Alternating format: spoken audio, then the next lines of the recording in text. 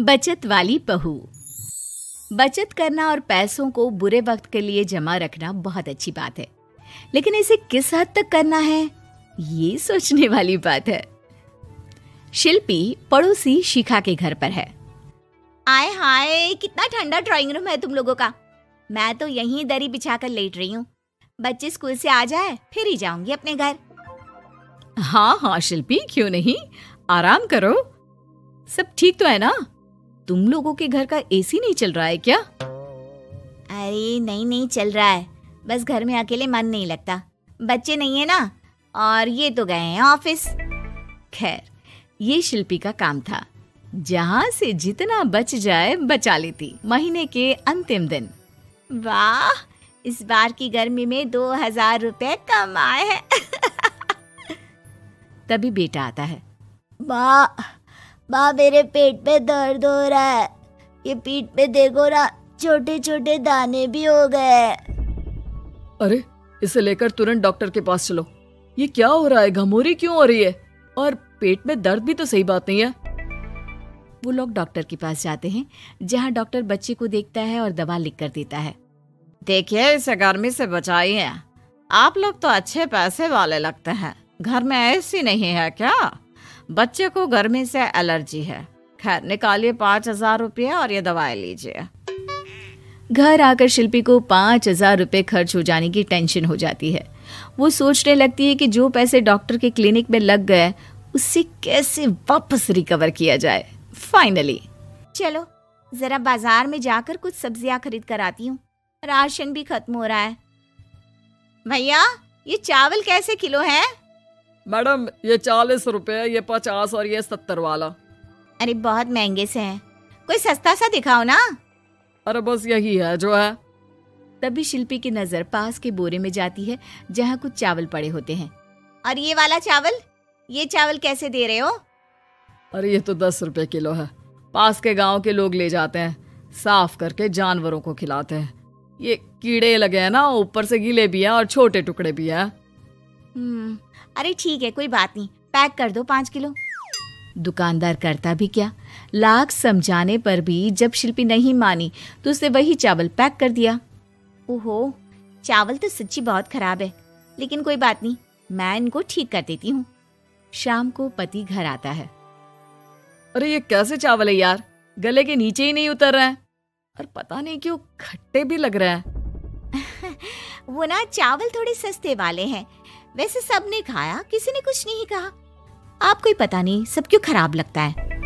पति कुछ नहीं कहता, वो भी खा पीकर सो जाता है। लेकिन अचानक, हे भगवान, पेट में दर्द हो रहा है।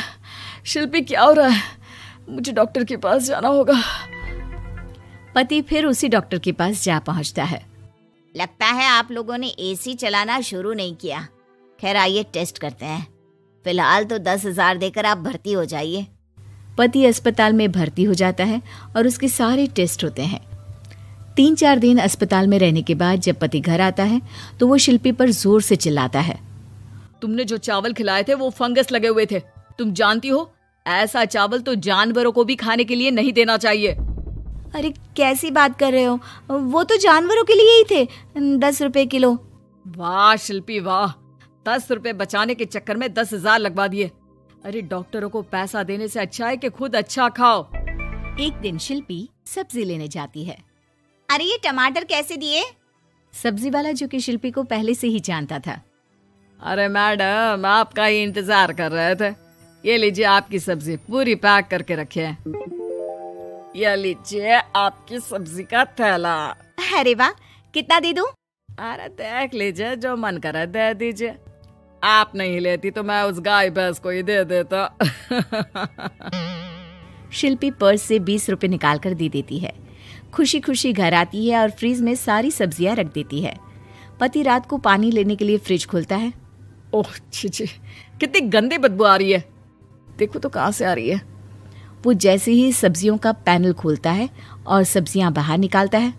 शिल्पी, ये कैसी सब्जी है? खराब हो रही है, लगता है काफी दिनों से पड़ी है। फेंको इसे। ओ भगवान, ये कैसे खराब हो सकती है? मैं तो आज ही लेकर आई हूँ। जरूर तुमने पैसे बचाने के लिए सस्ते दामों में खरीदी होगी, है ना?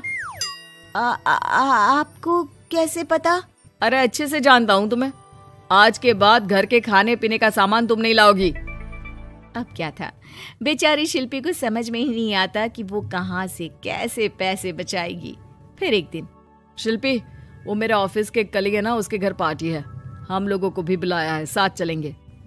लेकिन मेरे पास तो कोई साड़ी है ही नहीं। अरे तो जाकर ले आओ ना, बाजार कौन सा दूर है।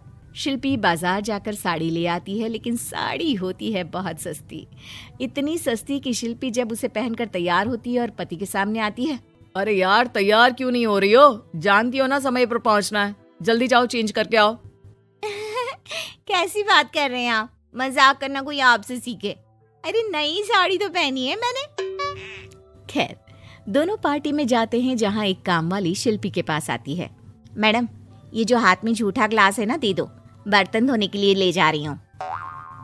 अरे शिल्पी, आपकी और इस काम वाली की साड़ी तो बिल्कुल एक जैसी है। नहीं, मेरी साड़ी का कपड़ा थोड़ा ज्यादा अच्छा है। ये वाली भी मिल रही थी, लेकिन मैंने ली नहीं। क्या फायदा, हल्का कपड़ा जल्दी फट जाता है। ये वाली तो कुछ ज्यादा ही सस्ती है। सभी काम वाली की बात सुनकर शिल्पी पर जोर जोर से हंसने लगते हैं। दूर खड़ा शिल्पी का पति सबको हंसते हुए देख रहा होता है और काम वाली की साड़ी शिल्पी की साड़ी जैसी ही दिखती है, ये भी देखता है। पार्टी खत्म होने के बाद दोनों घर आते हैं। मैंने क्या कर दिया, मुझे बिल्कुल अच्छा नहीं लगा। मैंने जरा से पैसे बचाने के चक्कर में कितनी बेइज्जती करवा ली। आज के बाद कभी कंजूसी नहीं करूंगी। चलो, देर आए दुरुस्त आए।